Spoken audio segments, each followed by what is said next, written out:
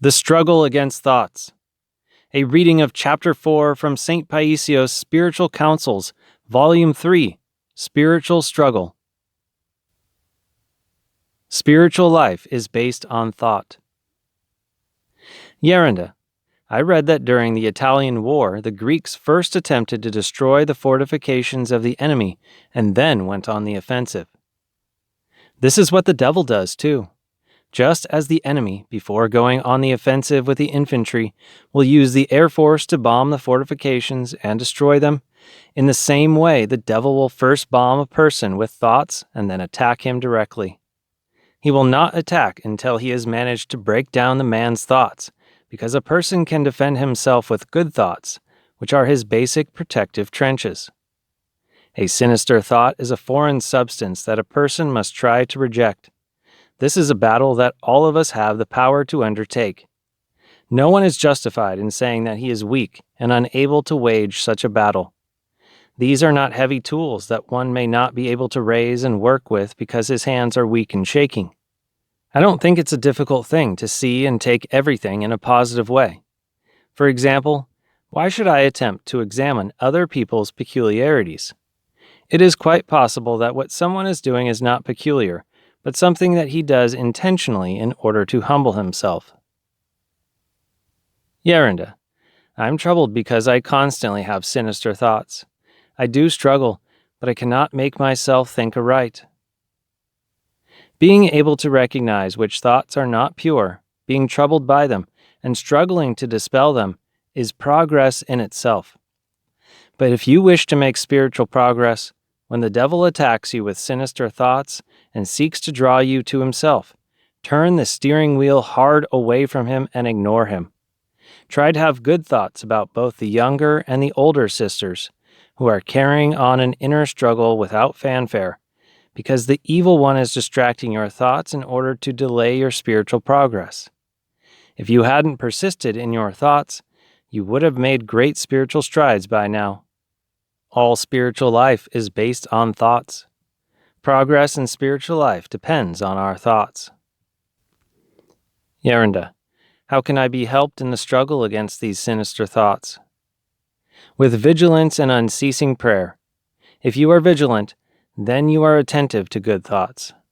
For example, you look upon a glass or cup and you recall the sacred chalice, the Last Supper, Christ, and so forth. Whereas if you are not vigilant, your mind may wander off to consider non-spiritual things or even wretched things. For this reason, try not to gather useless thoughts, which you will later struggle to get rid of. Concentrate and say the Jesus Prayer, and if your mind wanders, call it back again and again. Do not allow your mind to wander, for even if the mind is not always preoccupied with evil things, but merely neutral things, these too, nevertheless, will neutralize the mind with useless and wasteful distractions. In fact, the thoughts created from such distractions can be more insidious than the outright evil ones, because we do not always directly recognize them so as to dispel them. Yerunda, my thought tells me you have not made any progress after all these years in the monastery. Tell me, what else does your thought tell you? It seems you pay a lot of attention to the devil who whispers things to you and tries to deceive you. Why do you believe the evil one? Why do you confuse yourself? Be at peace. You worry in vain and torment yourself without reason. The demon presents things in a confused and tangled manner. He fogs your mind with pessimistic thoughts in order to waste your time and distract you from prayer and attention to your daily tasks. Even if you are only a little confused, just enough to take away your desire to fight him, this alone is enough for him to be promoted to a higher rank. When working alone, try to follow this rule. Sing psalms, doxologies, and verbal or silent prayer of the heart, in order to avoid the murmur of thoughts. In other words, try to turn your thoughts to God. Since the devil changes the subject of our thoughts in order to deceive us, why shouldn't we do the same thing? I've told you this before. When I'm speaking with someone and am about to say something which may be useful to him, someone else will come to interrupt, or there will be some distracting sound or something else that forces me to stop. If the tempter, the devil, devises such machinations against us, why should we not similarly devise our own defensive mechanisms? You must be intelligently vigilant in outsmarting the little devil. Yerunda, I am troubled by sorrow, by listlessness. I am tormented by it. This is martyrdom before the martyrdom. You are placing too much trust in yourself, self-confidence. Certain sinister thoughts have become entrenched in you, and this is why you are being thus tormented. You need to think straight. You have to remove the worn-out machinery of your mental factory and install good machinery. The best enterprise is for someone to establish a factory of good thoughts. Then, even bad thoughts will be transformed into good ones by his mind. For example, when you look upon a person as a soul, as an angel, you can ascend angelically to heaven, and your life becomes a festival. But if you look upon a person in a carnal way, you descend into hell. Yerunda, sometimes when I think of something good and positive, a sinister thought will soon come to destroy everything for me. Could it be that I don't do this from my heart?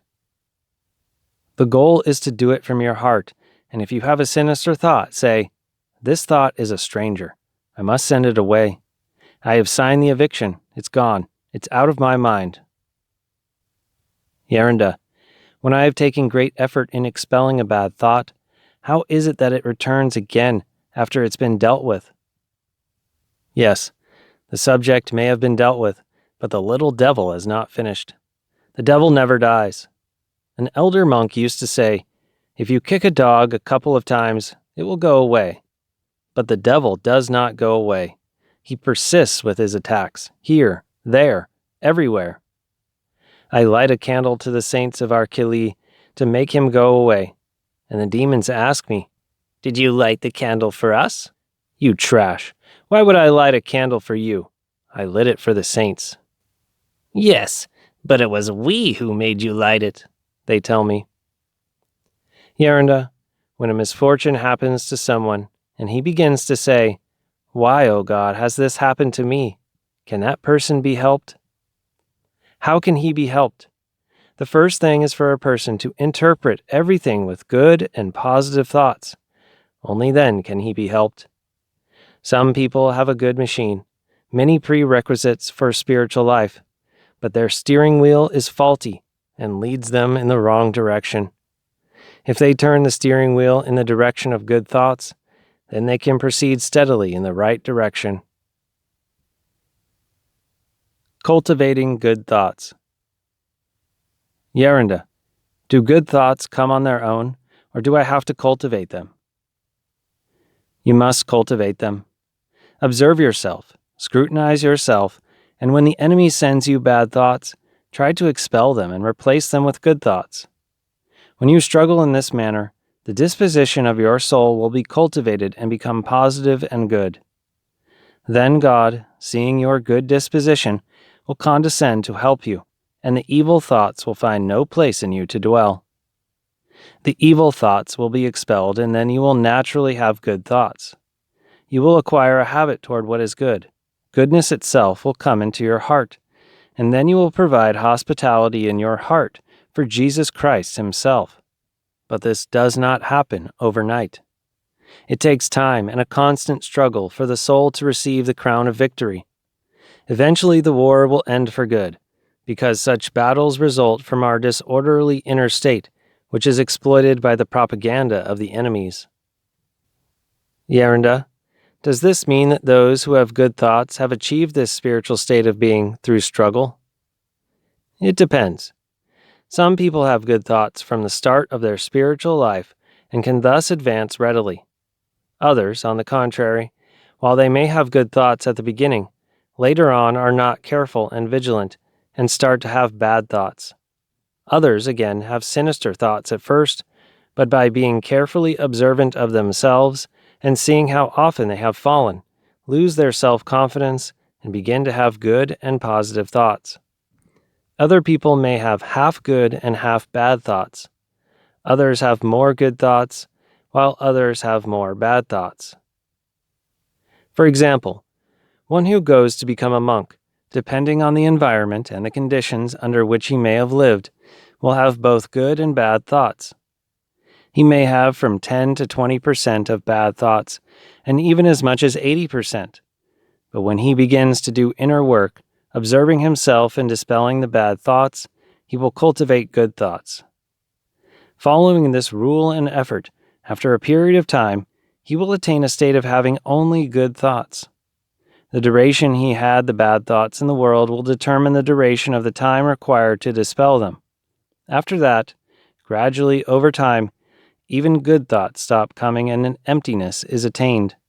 Then he goes through a period where he has neither good nor bad thoughts.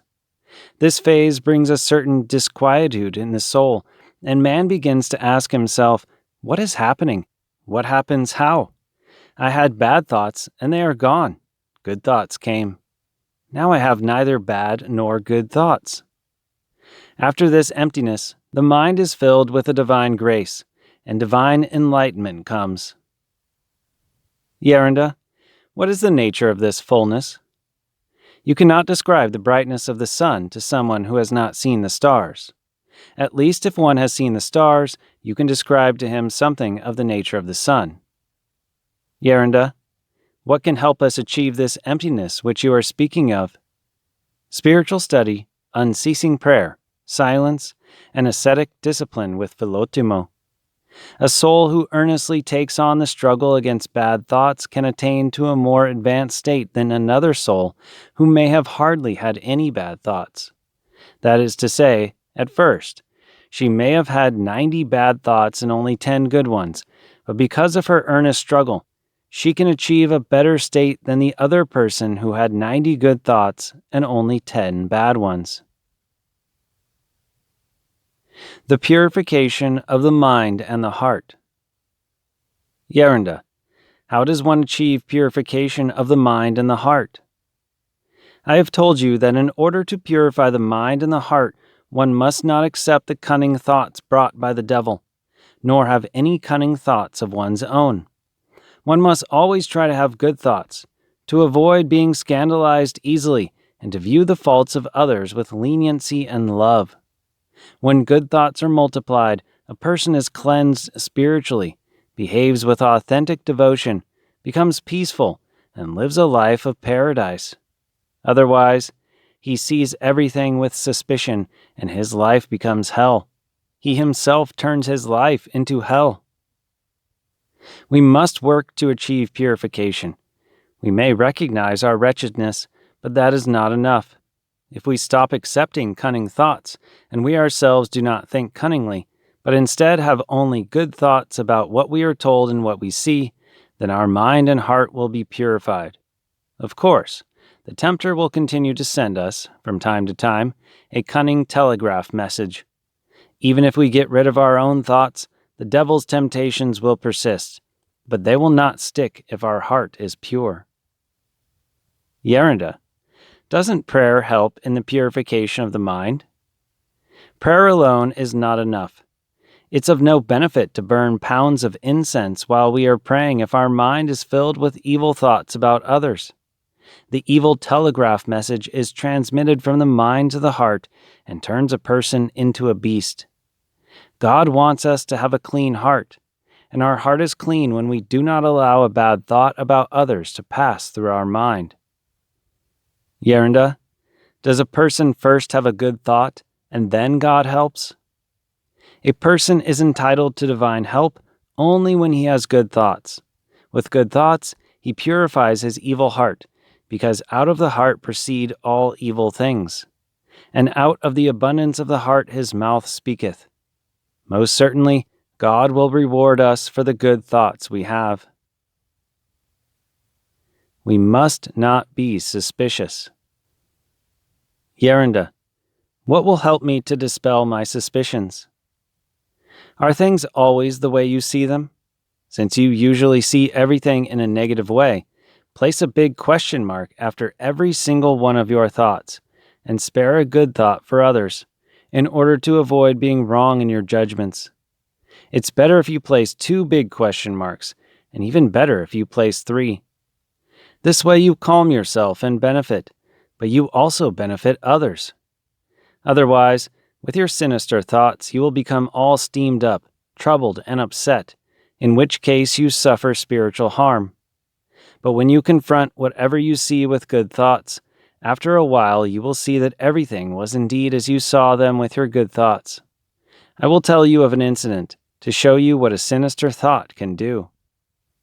One day, a monk came to my Kalivi and told me, "Elder Charalambos is a sorcerer, and I saw him practicing magic." "What a silly thing to say! You should be ashamed of yourself," I told him. Indeed, I saw him one night when there was a full moon, pouring something from a glass jug into the bushes and saying, "Hmm." One day I went to Elder Charalambos and asked him, "Father Charalambos, how are you? Is everything all right with you? Someone saw you pouring something from a jug into the bushes and making an sound." "Oh, there were some beautiful irises in the bushes, and I went down to water them," he explained. "As I watered them, I chanted to each one of them, 'Rejoice, O bride unwedded.'" Do you see what he was doing?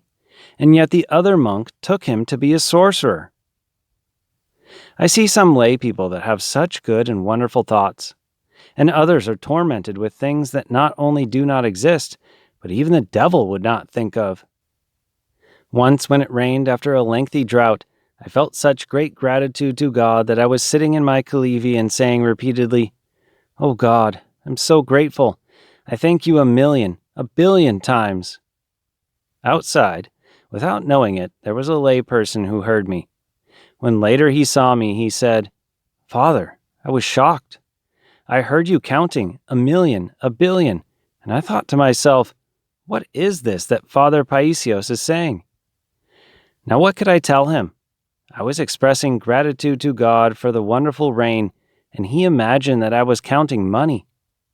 And if he had been someone else, he might have thought of coming to rob me of my money, and would have given me a good beating after finding nothing to take. Another time, someone who had a sick child came to see me. I took him into the chapel to talk. After listening to his problem in an effort to help, I told him, "You yourself must do something for the child to be helped. Since you do not do prostrations, you do not fast, and you have no money to offer charity, you must say to God, 'My God, I have nothing good to sacrifice for the health of my son, but at least I will try to break my habit of smoking cigarettes.'" The poor fellow was moved, and he promised me that he would do it. I went to open the door for him to go out, and he left his lighter and the cigarettes in the chapel, under the icon of Christ. I did not notice this at first. After him, another young man entered the chapel to speak to me, and when he went out, he started to smoke. I had to tell him, "Young man, it is not proper to smoke here. Go a little further away." But he retorted by saying, "Is it permitted to smoke in the chapel?" He apparently had seen the lighter and the cigarettes left behind by the father of the sick child and imagined that I smoked. I allowed him to leave with this negative thought. After all, even if I did smoke, would I be smoking in the chapel? Do you see what it is to have negative thoughts? Yerunda, how much harm can be done to the soul by suspicion, by mistrust? The harm is proportionate to the degree of suspicion and mistrust. Suspicious mistrust brings on feelings of weakness and low spirits. How is it healed? With good thoughts. Yerunda, when a person recognizes that he has made a mistake about his suspicious thoughts, isn't this of help to him? If he makes a mistake once, it is understandable. But if he makes the same mistake twice, he will be greatly harmed. Guarding against suspicion requires attention, because even if 1 in 1,000 things is not as we imagine them to be, we still harm ourselves. Once when I was in the cenobium, an old monk, Father Dorotheos, was frying some squash. One of the brothers saw him as he was placing the squash into the frying pan, and he came to tell me, "Father Dorotheos is frying some big red snapper fish." But I told him, it is not possible for Father Dorotheos to be frying fish during Great Lent. I saw him with my own eyes frying a big red snapper, he insisted. Father Dorotheos had come to the Holy Mountain at the age of 15, and he was like a mother to us all. If he ever saw a monk who was prone to sickness, he would approach him and say, "Come here, I have a secret to tell you," and he would give him some ground sesame with chopped walnuts or something else. He provided for the other older monks in the same way. I went later to Father Dorotheos and saw that he was actually frying some squash for the infirmary. Yarenda, what happens if a suspicious thought about someone proves to be true? Even if such a thought proves to be right, does this mean that such thoughts will always be true? And how can you then be sure that God did not permit such a thought to be proven true in order to test you and provide you with a spiritual lesson in humility? Certainly, one must be careful not to give cause for others to draw the wrong conclusions. For example, someone may have a sinister thought about you simply because he is spiteful, but you too may very easily give him cause by your own behavior. But if, even though you have been careful not to give cause, someone still thinks something negative about you, then you should give glory to God and pray for that person. Conversing with thoughts. Yarenda, when a proud thought comes to me, I suffer over it. Do you hold it within you? Yes. Why do you hold it within you? You should shut the door to it. You harm yourself by keeping it inside. The thought comes like a thief. You open the door. You let him in. You strike up a conversation with him, and then he robs you. Do you ever strike up a conversation with a thief? Not only do you not start talking with him, but you shut the door to prevent him from entering. You may not talk with him, but why allow him to enter in the first place? Let me give you an example. I am not implying that you have these thoughts, but let's assume that the thought comes to you that you could become the abbess. Now, the thought has come to you. As soon as it comes, say to yourself, "Very well. Do you want to be the abbess? First become abbess to yourself." This way you immediately cut off any conversation. After all, are we going to hold a conversation with the devil? You see, when the devil went to tempt Christ, he told him, "Get behind me, Satan." Since Christ himself sent the devil away, who are we to converse with him? Yarenda, is it bad for me to examine a sinister thought in order to see where it comes from? The bad thing is that you are not talking with the thought, as you imagine, but with the devil. You may pass the time pleasantly, but later you are tormented. Do not by any means strike up a conversation with such thoughts. Pick up the hand grenade and throw it back to the enemy to kill him. It takes 2 or 3 minutes for the hand grenade to blow up. It's the same with sinister thoughts. They cannot harm you if you dispel them immediately. But sometimes you are not vigilant. You are not saying the Jesus prayer, and you cannot defend yourself. The devil's message comes from the outside. You receive it, you read it over again. You believe it, and you file it away. Those files the devil will present on Judgment Day in order to condemn you. When is the attack of a sinister thought a sin? When the thought comes and you dispel it immediately, this is not a sin. When it comes and you talk with it, this is sin. It comes, at first you accept it, and then you send it away. This is a half sin, because by now harm has already come to you because the devil has polluted your mind. In other words, it is like the devil has come and you told him, "Good morning, how are you? Sit down, let me give you something to drink." "Oh, you are the devil? Now go away." Since you saw he was the devil, why did you ever allow him to come in? You gave him a treat, and now he will want to come again. Consenting to thoughts. Yarenda, why do I have various bad thoughts now that I am in the monastery, while when I was in the world this did not happen? Am I the one permitting them? No, my blessed child. Let them come, but let them also go away. Do the airplanes ask for your permission when they fly over the monastery and ruin your peace and quiet? It's the same with these thoughts. Do not lose hope. These thoughts are the promptings of the devil. They are like the migrating birds that are beautiful to watch when they fly in the sky. But when they land and make nests on your house and have chicks, they will soil the area and become a nuisance. But why, Yerinda, do such thoughts come to me? This is the work of the tempter, the devil. But there is already within you a certain amount of sediment. Purification has not yet been achieved. As long as you do not accept these thoughts, you are not responsible. Let those dogs continue to bark, but do not throw too many stones at them. For if you throw too many stones at them, they will continue to bark, and with the many stones they will build up a monastery or a house, whatever, and then it will be difficult to tear it down. In other words, Yerinda, when do we actually give our consent to these thoughts?